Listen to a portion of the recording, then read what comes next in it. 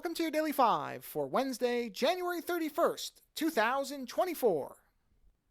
I will warn everybody up front, this 5 is about the Uvalde shooting in the United States that happened just over, or maybe it's just under 2 years ago. I think it said 18 or 20 months ago. So if you don't want to hear anything about that, just go ahead and skip today's 5. And I'm not going to be doing any type of thorough analysis of the shooting in general and the breakdowns and everything else because there's no way I could do that in 5 minutes. Instead, I want to focus on one thing, and this got brought up again recently because there was a report released, a 500-plus page report from the Department of Justice about the incident, the shooting that left, I believe, 18 or 19 students and a couple of teachers dead. And, you know, this is one of those things that most people have probably forgotten about because in America, school shooting memory lasts about a month. If you weren't directly impacted by it, you didn't lose anybody by it, so you may have forgotten about it. But this was a rather big deal when it happened because there were multiple failures in the police response. And again, I'm not going to get into all of that because I'm not in a position to, but I have heard one response to people who have been critical of the way that law enforcement responded that I just cannot let go of because it just makes me infinitely angry. And this is when people say something along the lines of, well, you can't understand, it's easy to criticize when you're not a police officer. So who are you to say that these officers acted incorrectly? Now, to an extent, they're right. I'm not a judge. I'm not in the Department of Justice.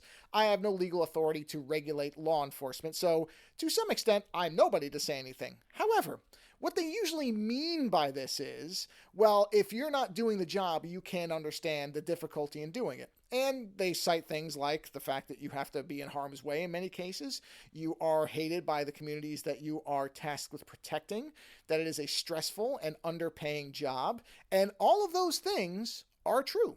I will grant that all of those, for most police officers, are likely true.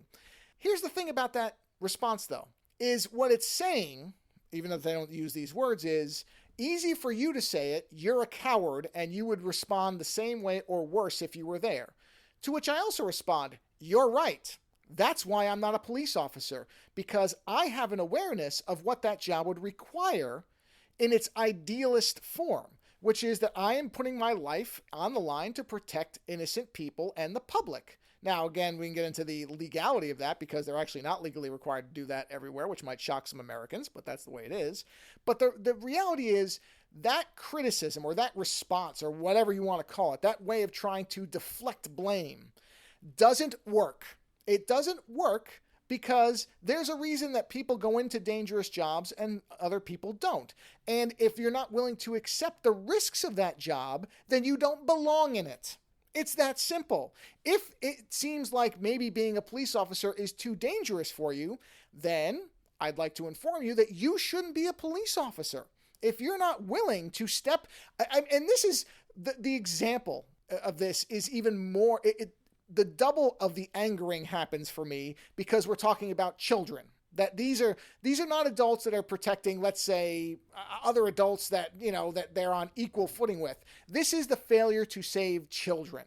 And if you're not willing to defend children as a police officer, I'm thinking maybe you shouldn't be a police officer. I don't know why that seems like such a difficult calculus for some of these people to make before they say stupid things like, easy for you to say you're not a police officer. Yes, it is easy for me to say because I can look at it rationally and determine that I shouldn't be a police officer. Now, like I said, that is not the only defense. I'm not saying that's the totality of it. There's way bigger things involved in this entire affair that are going to get explored through court cases and investigations and everything else. But this one particular defense that I hear brought up, and I've heard it brought up by people at different levels inside of law enforcement and just common people who aren't in law enforcement at all. This one thing, I am sorry, but this is not a defense. It is not a rebuttal. It is not a deflection. It is nothing.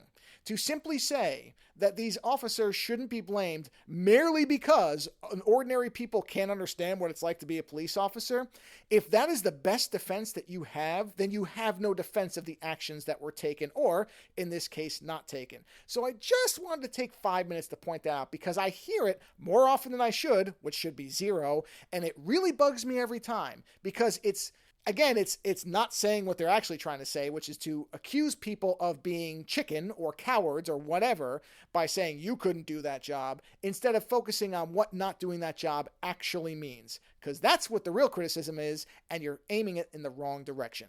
Later.